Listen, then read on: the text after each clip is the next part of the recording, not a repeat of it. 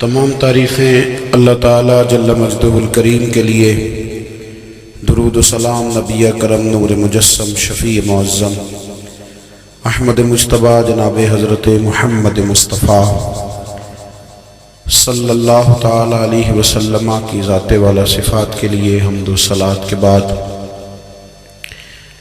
عزیز دوستو، بزرگوں اور بھائیوں،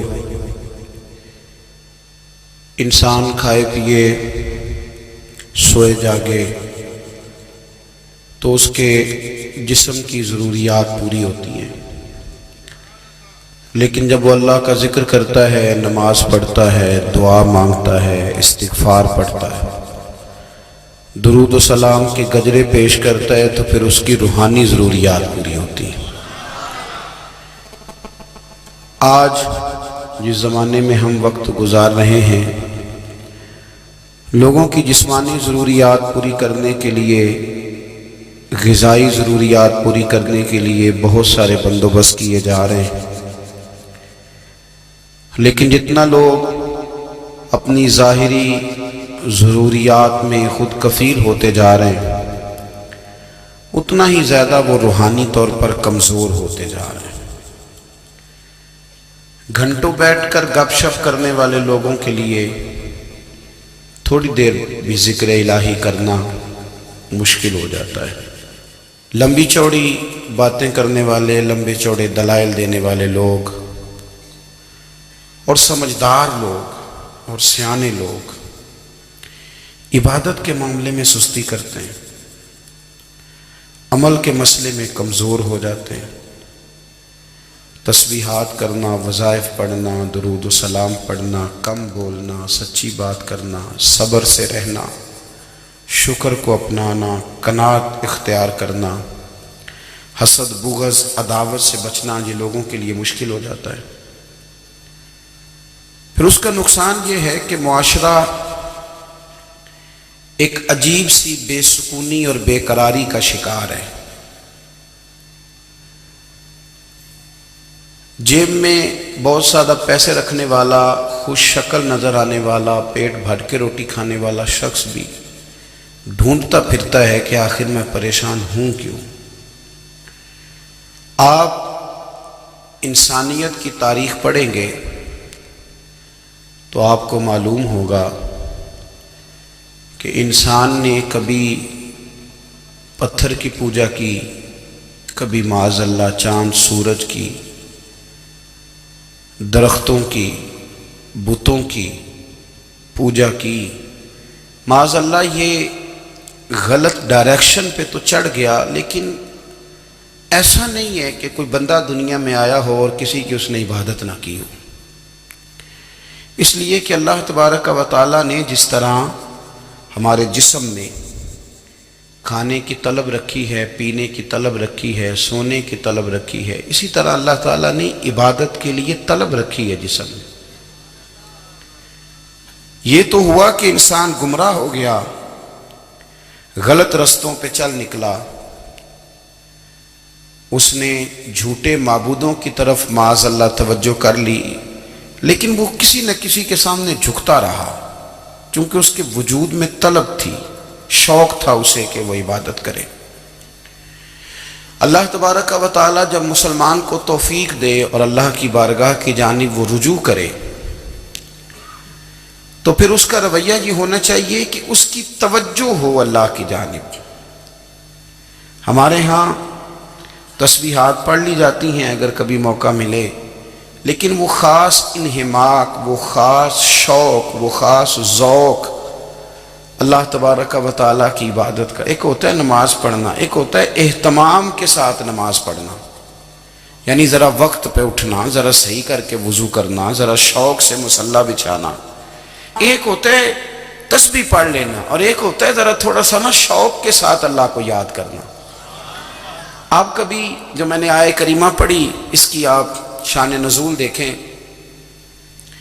نبی کریم صلی اللہ تعالیٰ علیہ وسلم کے کچھ صحابہ اللہ کی محبت کے شوق میں حضور کی بارگاہ میں حاضر ہوئے، اور انہوں نے آ کے عرض پتہ کیا کیا؟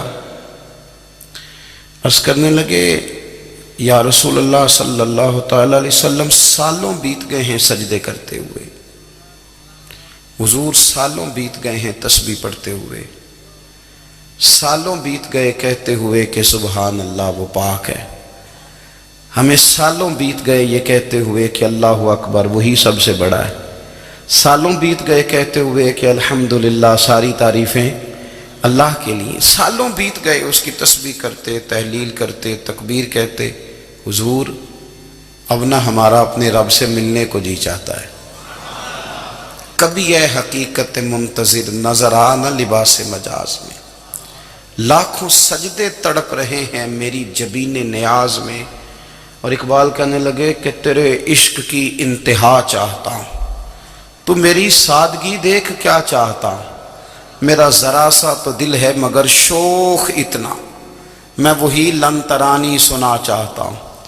میرا بھی دل کرتا ہے کہ اللہ میں تجھے کہوں میں تجھے دیکھنا چاہتا ہوں، جس طرح حضرت موسیٰ کلیم علیہ السلام نے کہا تھا، اور تو مجھے کہے کہ لن ترانی تو نہیں دیکھ سکتا، ذرا سا تو دل ہے مگر شوق اتنا، میں بھی وہی لن ترانی سنا چاہتا ہوں۔ پھر کہنے لگے بھری بزم میں راز کی بات کہہ دی، بڑا بے ادب ہوں سزا چاہتا ہوں۔ دیکھو سب لوگوں کے بیچ ہی میں نے یہ کہہ دیا۔ میرے عزیز صحابہ نہ شوق میں، کتنے سارے لوگ ہیں آپ، کتنی ماشاءاللہ بڑی تعداد میں آپ آئیں، ہم بھی کبھی اس شوق میں گئے ہیں کہ ہمارے رب کو دیکھنے کو دل چاہتا ہے، ہمارا جی چاہے وہ کبھی ہمیں ملے، ہم کبھی اس کی زیارت کریں، اس کی بارگاہ کرم میں ہم حاضر ہوں۔ صحابہ نے عرض کیا یا رسول اللہ صلی اللہ تعالی وسلم ہمارا رب کہاں ہے؟ ہمارا نا اپنے رب کو دیکھنے کو جی چاہتا ہے۔ جب صحابہ نے یہ عرض کیا تو اللہ نے قرآن مجید نازل کیا، فرمایا وَإِذَا سَأَلَكَ عِبَادِي عَنِّي فَإِنِّي قَرِيبٌ، محبوب جب میرے بندے آپ کی بارگاہ میں آ کے میرے بارے میں پوچھیں نا تو ان سے کہہ دینا میں ان کے قریب ہی ہوں، قریب ہی ہوں۔ دلیل کیا ہے؟ اذا دان، یہ جب بھی مجھ سے دعا مانگیں گے میں ان کی دعاؤں کو قبول فرماؤں گا، میں ان کے قریب ہوں، میں ان کے قریب ہوں۔ یہ جب بھی دعا مانگیں گے نا میں قبول کروں گا، میں ان کے قریب ہوں۔ اللہ تبارک و تعالیٰ کے بندے اللہ سے محبت کرتے، رب کی بارگاہ میں جھکتے، اس کو اپنے دکھ سناتے، اس کے پیارے محبوب صلی اللہ تعالیٰ علیہ وسلم کا وسیلہ لے کے اس کے حضور حاضر ہو جاتے، پیشانیاں سجدوں سے روشن ہوتی۔ ہم نہ ہر چیز کے لیے وقت نکالتے ہیں، ہر چیز کے لیے، لیکن عبادت کے لیے وقت نہیں نکالتے۔ ہر شے آباد ہے، ہر شے، ہماری فیس بک بھی آباد ہے، واٹس ایپ بھی آباد ہے، ہمارے ٹویٹر بھی آباد ہیں، ہماری ہر چیز آباد ہے۔ سب سے کم آباد ہمارا مصلی رہ گیا ہے، سب سے کم۔ وہ لوگ اب ڈھونڈنے سے ملتے ہیں جن کی بغل میں مصلی ہوتا تھا۔ میرے بھائی آپ کتنا کو دنیا کے پیچھے بھاگو گے تھکا دے گی، کتنا دولت کے پیچھے بھاگو گے تھکا دے گی۔ آپ جب اپنی زندگی میں جمع تفریق کرو گے نا تو مرتے وقت احساس ہوگا کہ سارا کچھ تو لوگوں کے لیے کیا، اپنے لیے تو کر ہی کچھ نہیں سکے۔ اور ہم عبادت کے معاملے میں بہانے بازی بھی کرتے ہیں، ہم کہتے ہیں اوہو رزق کمانا بھی تو عبادت ہی ہے نا، تو میں حلال روزی کے لیے جا رہا ہوں، یہ بھی تو عبادت ہے نا۔ میری طرح کے لوگ کہہ دیتے ہیں کہ میں سویرے اٹھ کے مدرسے میں کچھ اسباق دیکھتا ہوں تو یہ بھی تو عبادت ہے، میں بیان کرنے کے لیے مطالعہ کرتا ہوں تو یہ بھی تو عبادت ہے نا، اتنے لمبے سفر کر کے ملک میں دنیا میں گھومتا ہوں تو یہ بھی تو میں عبادت ہی کر رہا ہوں۔ اب اسپیشل نفلوں کے لیے وقت کس طرح نکلے، اسپیشل کر کے تسبیح میں کیسے چلاؤں، میں سارا کچھ ہم بہانے بنا لیتے ہیں نا۔ میرا سوال یہ ہے کہ یہ ساری باتیں صحابہ کو، نبی کریم کو، دیگر لوگوں کو بھی تو پتہ تھی نا، لیکن آپ غور تو کریں 23 سال حضور کو وقت ملا، مختصر وقت ظاہراً تبلیغ کرنے کے لیے، پوری دنیا میں دین بھی پھیلانا ہے۔ گھر میں 11 ازواج ہے، 4 بیٹیاں ہیں، ان کی اولادیں، سارے کام کاج بھی دیکھنے ہیں، لیکن سیدہ طیبہ طاہرہ حضرت عائشہ صدیقہ رضی اللہ تعالیٰ عنہ فرماتی ہیں سارا دن تبلیغ کرتے، ہر غلام کے دکھ سنتے، گھر میں آتے تو اپنے گھر والوں کا خیال کرتے، کام میں ہمارا ہاتھ بٹاتے۔ قربان جاؤں، کہتی ہیں زمانہ سارا سو جاتا لیکن آمنہ کے لال مصلی بچھا لیتے۔ دنیا سو گئی، ساری سب سو گئے، جو خدام تھے، وہ جو غلام تھے، وہ سو گئے۔ صحیح مسلم میں لفظ ملیں گے، سیدہ پاک فرماتی ہیں او میرے نبی کے غلاموں، میں نے یہ رنگ بھی دیکھا ہے کہ حضور نے اتنا کھڑے رہے، اتنا قیام کیا، اتنا قیام کیا کہ مقدس پیروں میں ورم آ گئے، سوج گئے پیر، اتنے بڑے۔ دل پہ ہاتھ رکھ کے نہیں بتا سکتا کہ میرے کبھی نماز میں پیر سوج گئے ہوں، کوئی نہیں بتا سکتا۔ بچوں کی روٹی کماتے تھک گئے، بات الگ ہے، ہم سیر کرنے گئے تو تھک گئے، بات الگ ہے، لیکن عبادت میں یہ بھی تو مسلم شریف ہے نا، یہ بھی تو دین ہے نا، یہ بھی تو حضور کی سنت ہے، یہ بھی تو وہ چیز ہے جو کریم کی آنکھوں کی ٹھنڈک ہے۔ سیدہ فرماتی ہیں پیروں میں ورم آ گئے، اور ساری رات ہی حضور نے نماز پڑھی اور ایک ہی آیت بار بار دہرائی۔ مسجد نبوی میں بلال حبشی نے فجر کی اذان دے دی اور حضور ابھی مصلی پہ تھے، کریم فارغ ہوئے۔ میں نے عرض کی یا رسول اللہ صلی اللہ علیہ وسلم، آپ کے تو صدقے اللہ اگلے پچھلوں کے گناہ معاف کرے گا، تو آپ اتنی آہوزاری کیوں فرماتے ہیں؟ آپ تو شفیع ہیں، آپ تو انبیاء کے امام ہیں۔ تو حضور نے فرمایا عائشہ تم نے گنوایا ہے نا میرے اللہ کی مجھ پر کتنی رحمت ہے، افلا اکون عبدا شکورا، فرمایا اگر اس نے اتنی نعمتیں دی ہیں تو کیا میں اس کا شکر گزار بندہ نہ بنوں؟ میں شکر گزار بندہ نہ بنوں اس کا؟ پھر اگر اتنی نعمتیں اس نے دی ہیں، مجھے اتنا نوازا ہے، تو پھر میں اس کے سامنے سجدے نہ کروں؟ او میرے بھائی، بڑے قابل فخر لوگ ہیں ہم کہ ہم نبی پاک کے غلام ہیں، ہم قابل فخر ہیں کہ نبی کریم کے غلام ہیں۔ کیا کبھی اس غلامی کے شکرانے میں بھی دو نفل پڑھے کہ یا اللہ تیرا شکر ہے تو نے ہمیں حضور کا غلام بنایا ہے؟ یاد رکھیں کہ اپنی روحانی زندگی کو آباد کریں، استغفار پڑھیں، تسبیحات کریں۔ حضرت عبداللہ ابن عمر رضی اللہ تعالیٰ عنہ حضرت عمر کے صاحبزادے، مکہ مکرمہ میں ان کی قبر ہے۔ میں نے جب انہیں پڑھا تو مجھے ان سے بڑا پیار ہو گیا، لیکن آپ کو پتہ ہے وہاں جا کے کسی شخص کا مزار تلاش کرنا یا پوچھنا ایک مشکل کام ہوتا ہے۔ تو ایک دفعہ میں مکہ شریف میں حاضر تھا، تو ایک گاڑی والا ڈرائیور مجھے کہنے لگا کہ مولانا میں آپ کو جانتا ہوں، مجھے آپ سے محبت ہے، ایک بات بتاؤں آپ کو؟ میں نے کہا بتاؤ۔ کہنے لگے حضرت عبداللہ ابن عمر کی قبر دیکھنی ہے۔ میں نے کہا یہ تو نہیں کہہ رہا، یہ کسی نے بندوبست کرایا ہے، یہ اللہ نے تیرے دل میں بات ڈالی ہے، یہ ہو گیا تو لے چل مجھے۔ حضرت عبداللہ ابن عمر کو نبی پاک نے فرمایا تھا راجل صالح، یہ نیک بندہ ہے، یہ متقی آدمی۔ حضرت عبداللہ ابن عمر رضی اللہ تعالیٰ عنہ سیدنا فاروق اعظم رضی اللہ تعالیٰ عنہ کے صاحبزادے ہیں، اور ان کی ہمشیرہ سیدہ حفصہ رضی اللہ تعالیٰ عنہ حضور کی زوجہ محترمہ ہے۔ ایک دن اپنی ہمشیرہ سے کہنے لگے کہ نبی کریم صلی اللہ تعالیٰ علیہ وسلم گھر میں آئے نا، اور اگر حضور غم امت میں پریشان نہ ہوں، طبیعت کو حشاش بشاش دیکھو، تو ذرا پوچھنا تو صحیح حضور کا میرے بارے میں کیا خیال ہے، پوچھنا تو صحیح کہ کریم کی بارگاہ میں میرا کیا مقام ہے، میرے بارے میں حضور کیا فرماتے ہیں۔ اب بہن کو کام بتائے اور بتائے بھی بھائی، اور پھر بہن وہ کام نہ کرے، یہ تاریخ میں ہوتا نہیں۔ حضرت عمر فاروق رضی اللہ تعالیٰ عنہ کی صاحبزادی ام المومنین رضی اللہ تعالیٰ عنہ فرماتی ہیں کہ میں تو بس منتظر تھی، انہوں نے تو کہا تھا نا کہ اگر تم حشاش بشاش دیکھو تو بات کرنا، لیکن حضور تشریف لائے، میری باری تھی، میرے گھر تشریف لائے، کھانا پیش کیا تو فوراً میں نے عرض کی حضور ایک بات پوچھنی تھی۔ تو حضور نے فرمایا پوچھئے۔ میں نے عرض کی حضور میرے بھائی عبداللہ ابن عمر کے بارے میں آپ کا کیا خیال ہے؟ نوجوانوں میری بات پہ غور کرنا، میرے بھائی کے بارے میں آپ کا کیا خیال ہے؟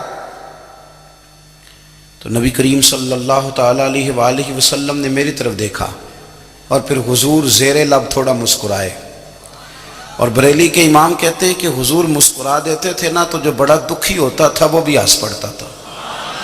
اب سوال پیدا ہوتا تھا کہ پھر تو اس مسکراہٹ کے لیے انتظار کرنا پڑتا ہوگا کئی کئی مہینے کہ حضور مسکرائیں تو رونے والے ہنسیں، تو اعلیٰ حضرت فرماتے نہیں، انتظار نہیں کرنا پڑتا، یہ مسکراتے رہنا تو حضور کی عادت ہے۔ جس کی تسکین سے روتے ہوئے ہنس پڑے اس تبسم کی عادت پہ لاکھوں سلام۔ یعنی یہ تو عادت ہے حضور کی مسکراتے رہنا، اس کے لیے انتظار نہیں کرنا پڑتا۔ بھائیو آپ خیال رکھیں گے، غور کریں گے، حضرت عبداللہ ابن عمر رضی اللہ تعالیٰ عنہ کے بارے میں پوچھا تو سیدہ فرماتی ہیں کہ نبی کریم صلی اللہ تعالیٰ علیہ وسلم نہ زیر لب مسکرائے اور فرمایا حفصہ تیرا بھائی ہے تو اچھا، لیکن میں نے سنا ہے کہ عشاء کی نماز پڑھتا ہے تو فجر تک سویا ہی رہتا ہے۔ او نوجوانوں، 10 بجے تک سونے کی بات نہیں ہوئی، 9 بجے تک سونے کی بات نہیں ہوئی، 11 بجے اٹھنے کی بات نہیں۔ حضور فرمانے لگے میں نے سنا ہے کہ عشاء کی نماز پڑھ کے سو جاتا ہے اور فجر تک سویا ہی رہتا ہے، اسے چاہیے کہ تہجد کے وقت اٹھا کرے، اللہ کی بارگاہ میں حاضر ہوا کرے، آہوزاری کرے، سجدے کرے، عبادت کرے، اٹھتا ہے اور فجر میں جا کے اٹھتا ہے۔ حضرت جناب حفصہ رضی اللہ تعالیٰ عنہ کہتی ہے میں نے جناب عبداللہ ابن عمر کو پیغام دیا اور میں نے کہا میرے جوان بھائی سن، نبی پاک نے فرمایا ہے تو اچھا پر تہجد میں نہیں اٹھتا، نفل نہیں پڑھتا۔ او میری ملت کے جوانوں، مزہ نہیں آ جاتا جب ساری دنیا سوئی ہو، ساری دنیا، اور بستر بھی گرم ہو اور نیند بھی پورا غلبہ کر رہی ہو، اور اچانک گھنٹی بجے دماغ میں، آنکھ کھلے، گھڑی پہ نظر پڑے، 3:30 4 بجے کا پیغام گھڑی بتائے، اور کوئی چڑھتی جوانی والا اٹھ کے وضو کرے، اور جب وہ مصلی کھول کے بچھائے تو مدینے والے محبوب کہتے ہیں کہ ہر نماز پہ رب ثواب دیتا ہے، اور جو اٹھ کے تہجد کی نماز پڑھے اسے دیکھ کے تو رب مسکراتا ہے، جو اس کی شان کے لائق ہے، جو اس کی شان کے لائق، وہ مسکراتا ہے، خوش ہوتا ہے کہ میرا بندہ تہجد میں اٹھ گیا، وہ مسکراتا ہے۔ کاش ہماری صبحیں کبھی اپنے مالک کے نام ہو جائیں، کاش کے صبح۔ حضرت ابو الحسن رحمۃ اللہ تعالیٰ علیہ حضرت معاذ ابن جبل رضی اللہ تعالیٰ عنہ کے پاس بیٹھا کرتے تھے، فرماتے ہیں ان سے جو پیار بڑھا تو پھر میرا مصلی سے بھی بڑھ گیا۔ تابعی ہیں، فرماتے ہیں صحابی رسول سے محبت ہوئی تو ذکر سے بھی ہو گئی، پھر درود شریف سے بھی ہو گئی، محبت ان سے بڑھی تو پھر اللہ نے مسجد کا پیار بھی بڑھا دیا۔ آپ فرماتے ہیں کہ میری ہر وقت طبیعت چاہتی تھی کہ بس اللہ اللہ کروں، بس اللہ اللہ کروں، بس نہ میں ذرا تھوڑی جان چھڑاؤں لوگوں سے، کوئی 10 منٹ ملے تو میں کوئی 4 نفل پڑھ لوں، میں تھوڑا سا نہ بچوں لوگوں سے، اور مجھے تسبیح ملے تو میں نہ کچھ 400-500 دفعہ استغفار پڑھوں، سبحان اللہ، الحمدللہ، اللہ اکبر، لا حول ولا قوت الا باللہ، میں نہ تسبیحات پڑھوں۔